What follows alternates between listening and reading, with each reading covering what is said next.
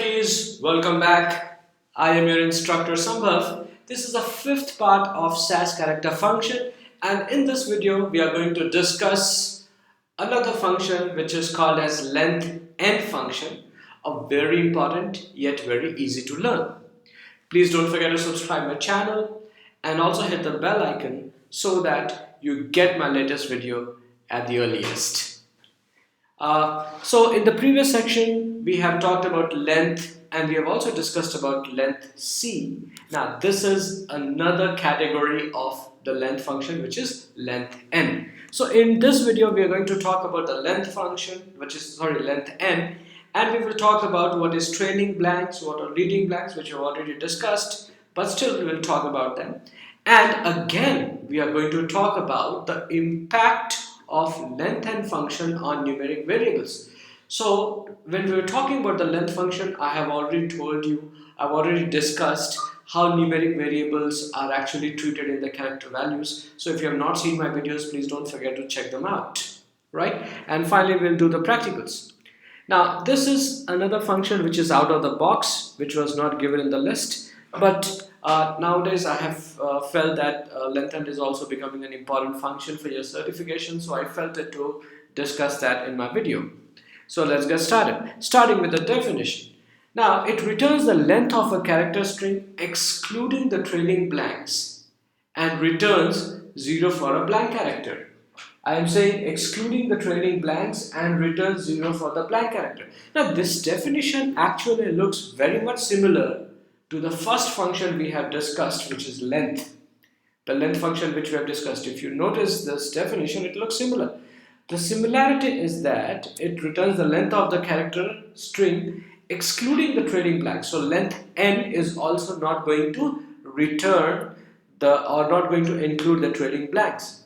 But there is a difference. The difference between the length and the LengthN function is that LengthN function returns 0 for the blank character string, whereas length has returned 1 for the blank character string. So this is the difference, guys. And again the syntax, very easy, variable name which is going to store the result, LengthN and the string, and you know the string can be a variable, character constant, or it can be an expression. Let's do some examples to understand this. So I have taken the same word here, length, which we'll be using today to understand.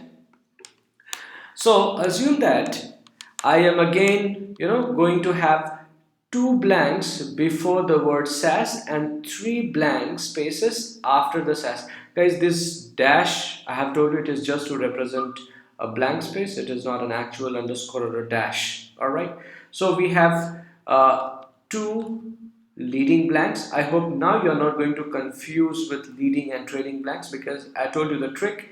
L comes first in the alphabets, then T. So PQRL, MNO, PQRS, T. So don't forget, this is the trailing blanks. So we have 3 trailing blanks here.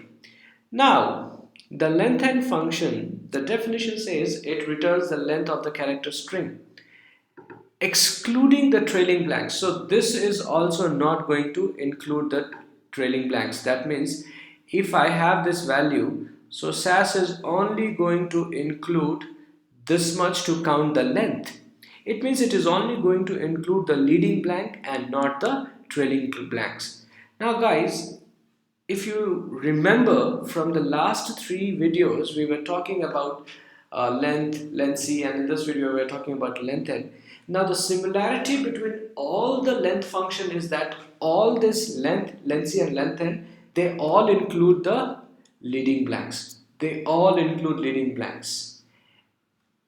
Except length C all excludes trailing blank. Only the length C function includes the trailing blank, but except length C, that is length and LengthN, they all excludes the trailing blanks, right? The second thing we have seen in the definition is that it will return 0 for the blank character. So we'll check that in our practical. Let's get started. So let me create a data called as function1, and let me give a value a, and let the first program, let it be a simple SAS which has got all 3 alphabets, and let me check the result. So length n, and let me pass the argument a, which is your character variable, and let's check out the result. Let me print it. Proc print data is equal to function1 run. Now let's execute this piece of code to see the result, and yes, you guessed it correct, the length is 3. Now in the second example, I am going to include two leading blanks and 3 trailing blanks. 1, 2, 3. 3 trailing blanks. Now what will be the result? So the result here would be SAS plus the leading blanks. It is not going to include the trailing blanks. So the result would be 2 leading blanks plus 3 alphabets, that is 5. If you've guessed it 5, then you're absolutely correct. So it is going to have 5 as the length as the result of 3. Now guys, let's check this out with another program example. Let me create a new data set called as function3, and at this time I'm going to have a blank character. And I'm going to use the lengthN function, and let's see the result. I hope you remember that when we were using length function with blank characters, it has returned 1, but now it is going to return 0, because as I've told you earlier that lengthN function returns 0 for the blank characters. Let's execute the code and see the result. So we got it right. So I hope you're clear, and you would have also got a fair idea about the difference between the lengthN function. But I'm going to create another video exclusively to discuss the impact of the difference between the length and the lengthN function. Now we are going to talk another concept, that is impact of length function on numeric values or numeric variables. We have seen that in the length function video as well, and here also the result remains the same. It will return 12 by default for numeric variable or the values, and 12 for the missing variable or missing numeric value as well. Let's do one program to see the result.